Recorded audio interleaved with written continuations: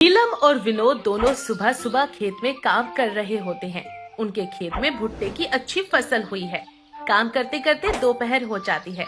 ये देख विनोद अपनी पत्नी नीलम से कहता है, नीलम, तुम सुबह से खेतों में काम कर रही हो, बहुत थक चुकी हो। एक काम करो, तुम खाना खाओ और थोड़ा आराम करो। खेत का काम मैं कर लूँगा। आप भी तो सुबह से खेत में कड़ी मेहनत ही कर रहे हो ना। आप भी चलिए मेरे साथ खाना खा लीजिए। अभी बहुत सारा काम बचा हुआ है, ये सब छोड़ के मैं खाना कैसे खा सकता हूँ। तो ठीक है ना, आप मुझे खाना खाने को जरूर बोल सकते हो, लेकिन अपनी मदद करने से नहीं रोक सकते हो। दोनों ही एक दूसरे को काफी समझते हैं और मदद करते हैं। अब शाम हो जाती है और दोनों घर पर आ जाते हैं, जहाँ नीलम की सास मालती बैठकर दोनों का इंतजार कर रही होती है। आ गए तुम दोनों। मैं कब से तुम दोनों का इंतजार कर रही थी। बहू, मुझे बहुत जोर से भूख लग रही है, जल्दी से कुछ खाने के लिए बना दे। माँ, नीलम खेत में वैसे ही बहुत काम करती है, कभी कभी खाना तो आप भी बना सकती हो ना। बेटा, अब मेरे शरीर में पहले जैसी जान नहीं है, वरना तो मैं तुझे बोलती ही नहीं कुछ करने के लिए। और वैसे भी हमारे तो कभी न कभी दिन आएंगे ही जब हमारे घर में भी नौकर चाकर होंगे। नीलम अपनी सास की बात को ज्यादा आगे नहीं बढ़ने देती और तुरंत खाना बनाने लग जाती है। कुछ देर बाद सब लोग बैठकर खाना खा रहे होते हैं।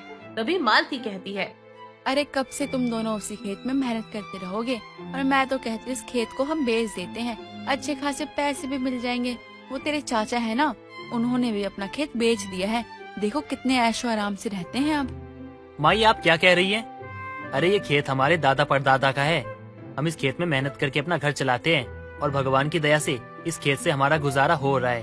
और माँ, आप खेत क्यों बेचना चाहते हो? सब कुछ तो ठीक ही है। पता नहीं हमारे कब वो दिन आएंगे जब मैं भी ठाठ से बैठ कर खाऊंगी। इस खेत से तो हमारा कुछ नहीं होने वाला। विनोद और नीलम दोनों ही चुप हो जाते हैं और खाना खाकर सब सो जाते हैं। लेकिन रात में ही मौसम का रुख बदल जाता है और बहुत जोर की आंधी और तूफान बारिश होने लगते हैं। हे भगवान, ये क्या हो रहा है? ऐसे में तो हमारी फसल बर्बाद हो जाएगी। आप परेशान न हो, सब ठीक होगा, भगवान पर भरोसा रखिए। अपनी फसल की चिंता में ही दोनों की रात बीतती है। सुबह जब वो अपने खेत पर जाते हैं तो देखते हैं कि उनका पूरा खेत, भुट्टे के पौधे सभी टूट गए थे। सिर्फ एक भुट्टे का पौधा खड़ा हुआ था।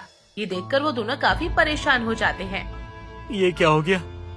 हमने इतने महीनों से दिन रात मेहनत की, लेकिन सब कुछ बर्बाद हो गया, सब खराब हो चुका है। अब हम क्या करेंगे नीलम? अब हमारा क्या होगा? हमारा पूरा खेत उजड़ गया। बेमौसम बरसात ने हमारा सब कुछ उजाड़ दिया है। हमने इतनी मेहनत की थी। बचपन से सुनता आ रहा हूँ कि मेहनत का फल मीठा होता है, लेकिन यहाँ तो हमारे मेहनत के फल पे पानी फिर गया। आप परेशान मत होइए, सब ठीक हो जाएगा। जो भी बचा है हम उससे समेट लेते हैं। अब रोने से तो कुछ नहीं हो सकता है ना। तुम सही कह रही हो। दोनों खेत में जाते हैं, लेकिन विनोद दूसरी तरफ जाता है और नीलम दूसरी तरफ जाती है। तभी नीलम को भुट्टे की आवाज आती है, अरे कितना बुरा हुआ आपके साथ, कितनी मेहनत करते थे आप लोग।